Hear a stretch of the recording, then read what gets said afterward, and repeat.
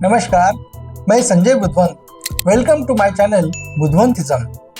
आज का विषय है पेड़ साक्षात ईश्वर है।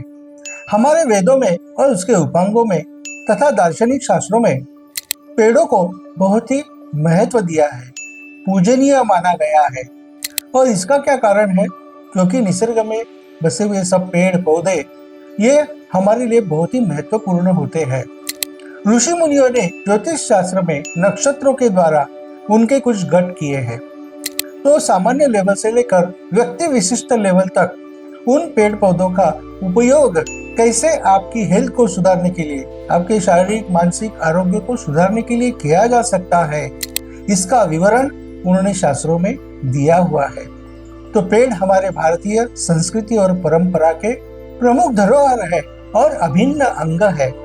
तो इन पेड़ों के बारे में और उनके उपयोग के बारे में हमारा जो आयुर्वेद शास्त्र है, वो आयुर्वेद शास्त्र अनेक उपाय तंत्र बताता है। इस वैद्यकीय आयुर्वेद शास्त्र का अब पूरे विश्व में बोलबाला हो चुका है और सब लोग उसमें अभी अध्ययन कर रहे हैं, क्योंकि उसमें होने वाले जो रिएक्शंस है वो कम से कम होते हैं और इंसान जल्दी ठीक हो जाता है। तो ऐसे इन पेड़ पौधों के उपयोग के बारे में चलो हम आगे देखते हैं। हर चल अचल, सजीव निर्जीव, इन सब में एक ऊर्जा होती है और इस ऊर्जा का मेजरमेंट करने का एक जो यूनिट है वो है बोविस, जिसको बोविस नाम के एक साइंटिस्ट ने इन्वेंट किया था। और हर वस्तु के, हर प्राणी के वो ऊर्जा को मापता था, समझता था। तो ये जैसे है उसी तरह से विज्ञान ने यह भी सिद्ध किया है कि हर प्राणी में एक तेजो वलय होता है। तो उसको कैसे सिद्ध करेंगे? तो एक ऑरा फोटोग्राफी है, वो ऑरा फोटोग्राफी के द्वारा स्कैनिंग किया जाता है। चाहे पेड़ का स्कैनिंग किया तो आपको दिखाई देगा कि पेड़ के स्वभावताल में एक सप्तरंगी इंद्रधनुष जैसा एक तेजो वलय है। अलग अलग रंग हैं इसमें। उसी प्रकार से किसी व्यक्ति का आपने अगर ऑरो फोटोग्राफी से स्कैनिंग किया तो उसके शरीर के भौताल में भी तेजो वलय होता है, कलर्स होते हैं। और ये कलर्स किस मात्रा में है, किस प्रोपोर्शन में है, कौन से कलर मिसिंग है, तो जो मिसिंग कलर है, अगर उस मिसिंग कलर को फिलिंग करना है, अपने शरीर को बैलेंसिंग करना है, क्योंकि ये हमारे जो आभा है, जो तेजो वलय है, वह हमारे शरीर के सप्त चक्र से भी जुड़ा हुआ है। तो आपके हेल्थ से जुड़ा हुआ है, शारीरिक मानसिक बौद्धिक हर प्रकार की हेल्थ। और अगर इस हेल्थ को आप अच्छा रखना चाहते हैं तो ये फीलिंग करने के लिए आपका जो जन्म का लग्न नक्षत्र है और आपका चंद्र का नक्षत्र है, उनके जो पेड़ है जो शास्त्र में दिए गए हैं, उन पेड़ों का एक गट दिया गया है। तो उन पेड़ों का उपयोग आपको अपने लाइफ को सुखी समृद्ध एवं निरोगी करने के लिए करना चाहिए। क्या इससे होगा? जरूर होगा। आपको वो जो नक्षत्र से जुड़े हुए, आपसे व्यक्तिगत स्तर पर जुड़े हुए जो भी पेड़ है पौधे हैं, उनको क्या करना है? प्लांटेशन करना है, उनका पूजन करना है, फिर उसको प्रदक्षिणा लगानी है। क्योंकि पेड़ के भौताल में जो एक ऑरा है वो तेजो वलय है, तो उसमें आप जब प्रदक्षिणा लगाते हो तो क्या होता है कि आपके ऑरा के जो कलर्स मिसिंग है वो ऑटोमेटिकली फीलिंग होते हैं।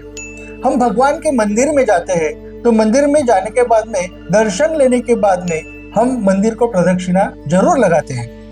ये तो हम कॉमनली करते हैं। क्यों लगाई जाती है प्रदक्षिणा? क्योंकि भगवान की जो तेजो वलय होता है वो आसपास सभी जगह होता है। तो जैसे हम प्रदक्षिणा लगाएंगे तो क्या होगा? हमारे बॉडी के मिसिंग कलर्स वो फीलिंग हो जाएंगे धीरे धीरे, जिसकी वजह से क्या होगा कि हमारा जो इमोशंस है, सेंटिमेंट्स है, हमारी जो भी हेल्थ के कुछ प्रॉब्लम्स रहेंगे, तो वो बैलेंसिंग होने के लिए जरूर मदद मिलेगी।